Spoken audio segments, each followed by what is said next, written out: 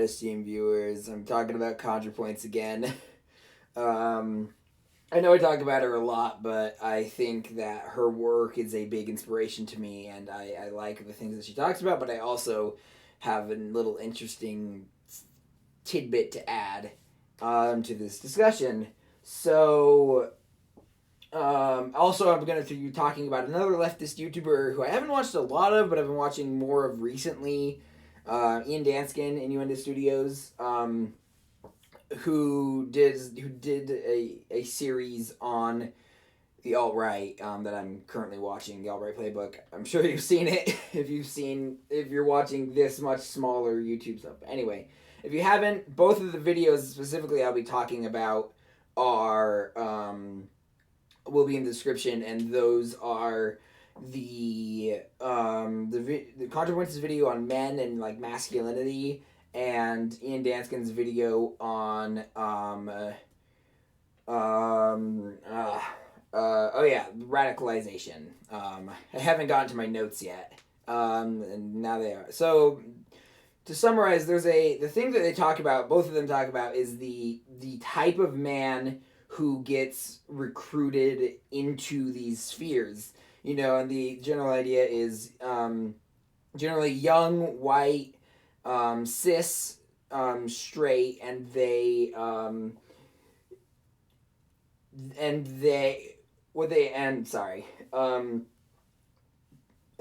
they're kind of just drifting. They've got this ennui or whatever.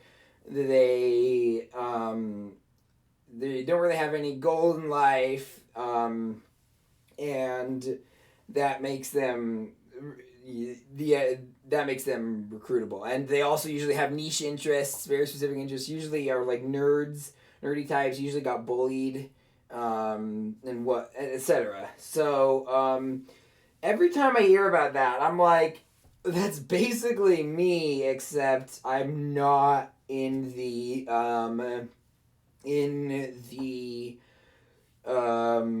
I'm not in the alt-right, and I never was, thank God. But I'm also autistic, and I obviously talk about that a lot. And I was like, a lot of these feel like traits of autism. Not universally, obviously, I know plenty of nerdy guys who aren't autistic, but who are also very introverted, and who also like these niche interests. So I'm definitely, the first caveat, I'm not saying that everybody in the alt-right is an autistic man who got brought in, because that would be way too categorical. That would be almost absurd. But one thing that I'm trying to push back on, one reason why I keep bringing this up in terms of these video types, is there's very little talk about autism or autistic identity within the mainstream media, or the or leftist, even leftist circles, like even the centrists and then the left-leaning media. And I've railed against that a lot. There's a lot of problems about that, but today I'm going to try and talk about one way that it might be more, one less obvious problem with that lack of discussion. I've talked about the more obvious stuff elsewhere, and I will continue to talk about it elsewhere. But a couple of other things I want to point out is, one, a lot of the autistic rights people I follow on Twitter are, not all of them, again, there are some guys who, look like me and have generally my same identities, at least that I know of. I haven't gone through my whole Twitter, I haven't done a scientific graph or whatever, and I haven't went and checked the sexual orientations and gender identities of the white guys, or the people who look like white guys to me, in relation to the anyway, that's not the point. But a lot of the people tend to be, although not necessarily are, gay, trans, generally LGBTQIA plus, etc., or a person of color or a woman. And I'll get into why I think that is in a bit. I'm wondering. Actually, I'm curious as if you can guess where this is going. It's obvious to me, but then again, a lot of stuff that's obvious about these topics that are obvious to me aren't necessarily obvious to everyone else, and that's fine. That's why I'm doing these videos.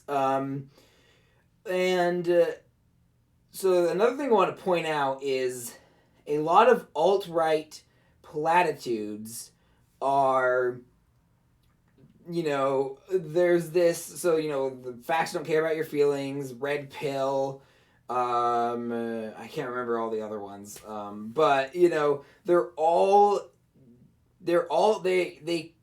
arguably tap into a dishonesty, a resentment of dishonesty that a lot of autistic people, including myself, have. Of course, ironically, these phrases are themselves dishonest, but still. But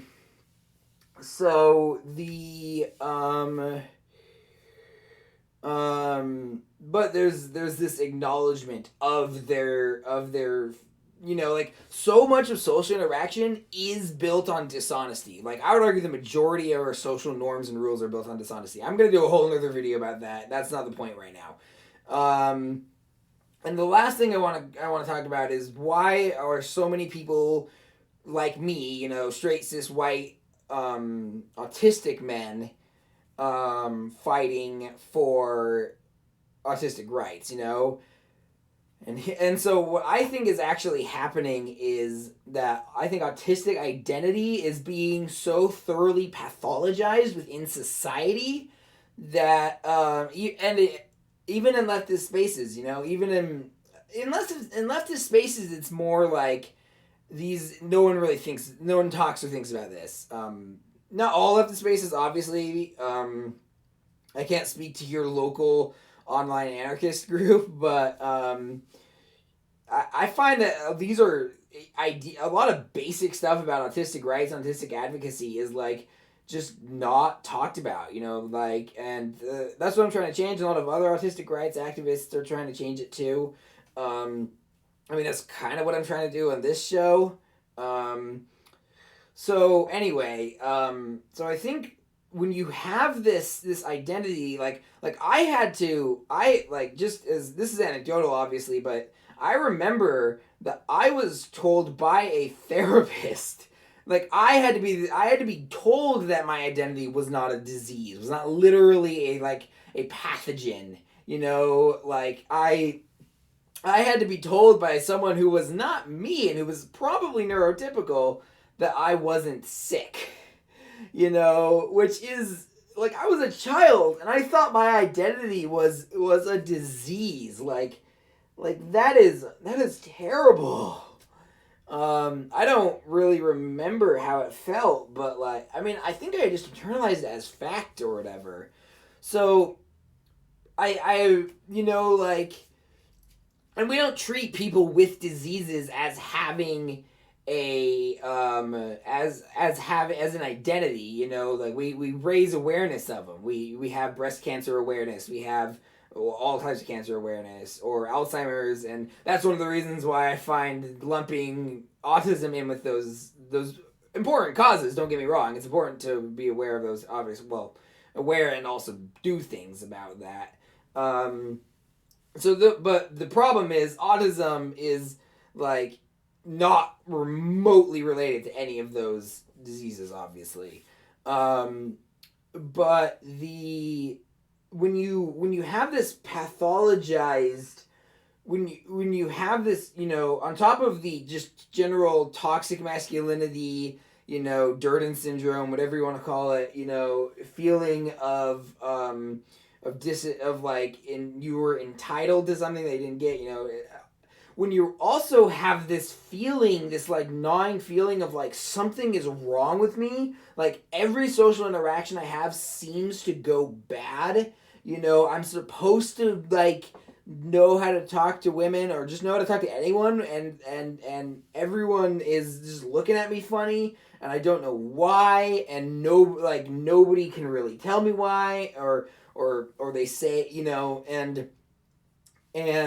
so part of me wonders, part of me thinks it wouldn't be that much of I don't think it would be that much of a stretch to have to go to say that there is legitimate obstacles to this, because again, a lot of autistic behavior can make it hard for you to get a job, or make it hard for you to form meaningful social interactions, or et cetera, et cetera, et cetera. So you are being oppressed. Things are harder for you because you're autistic. But if you're like in denial about having it, or you just haven't been diagnosed and haven't really thought about it, or you have it but you don't think that's the problem, or you don't think autistic people are impressed, because again, most people don't seem to really, and even in leftist spaces, then to me, I can understand why it would be a short leap from that to the ridiculous claim, frankly, that white guys, like straight cis white guys, are the real victims here.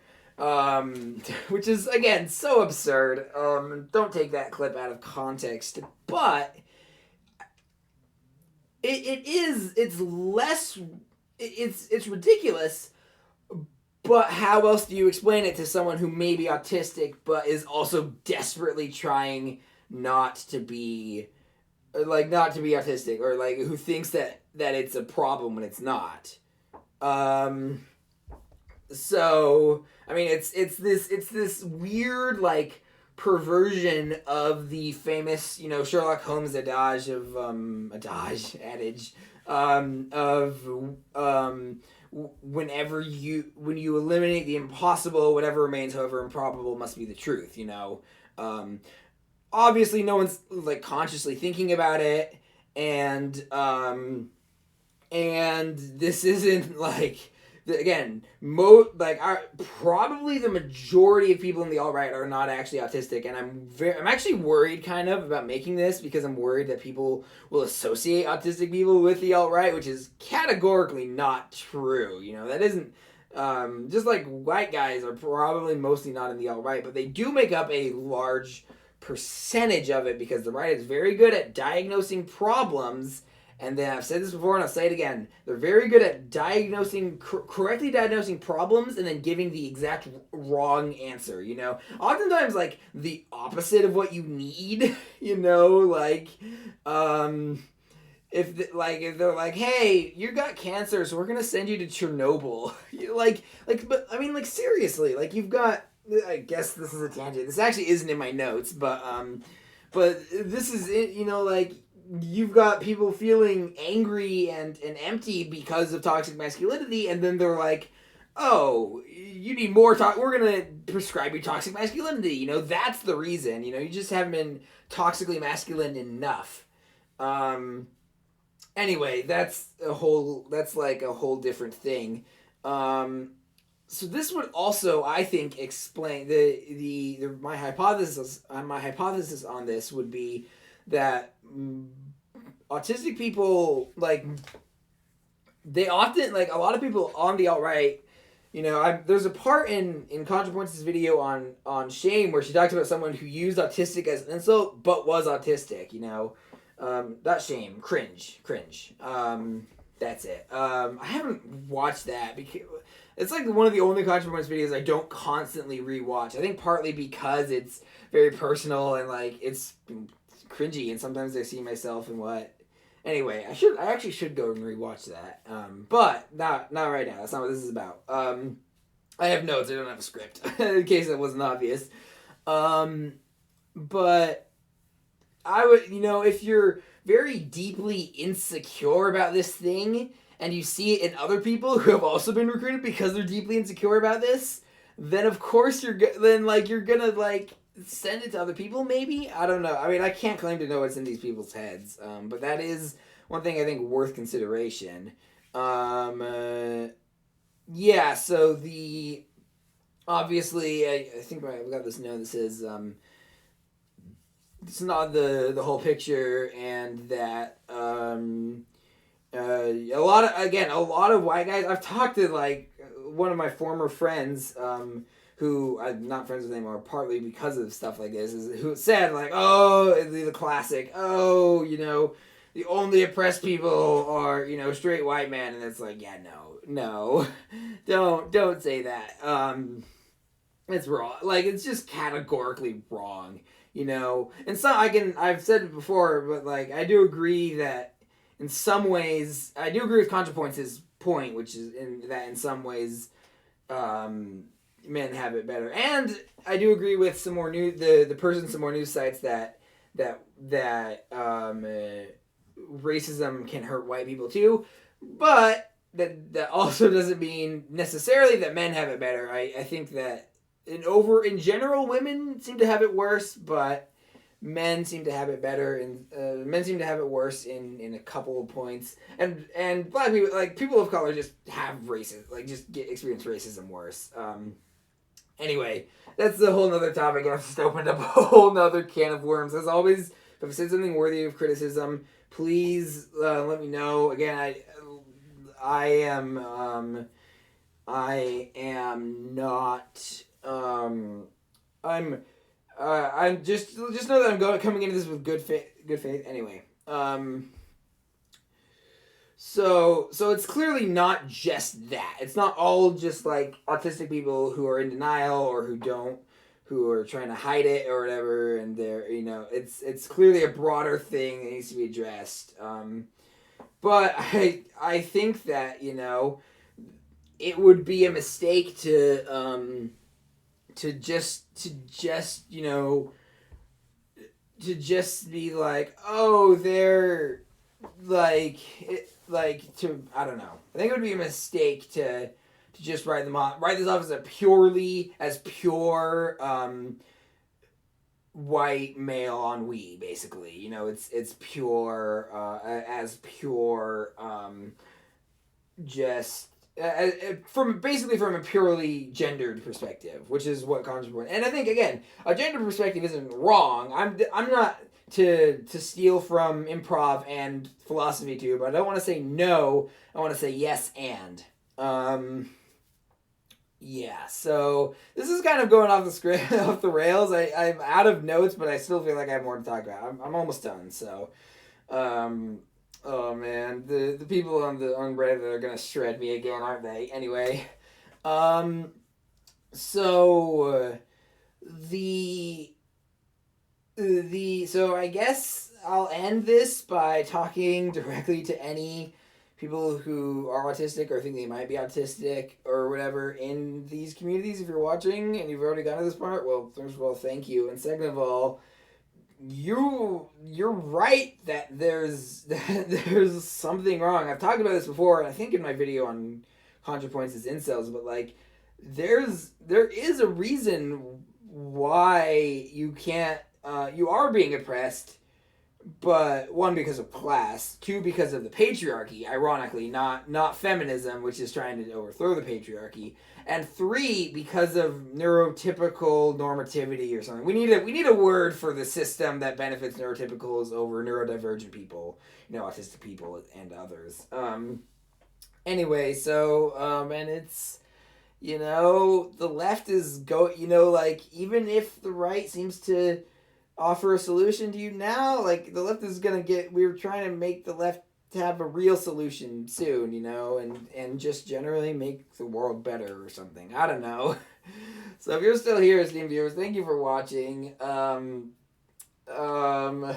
Again, apologies if I was rambly and whatnot. I don't want to be reading off of a script. I like the spontaneity, that comes from this like type of performance.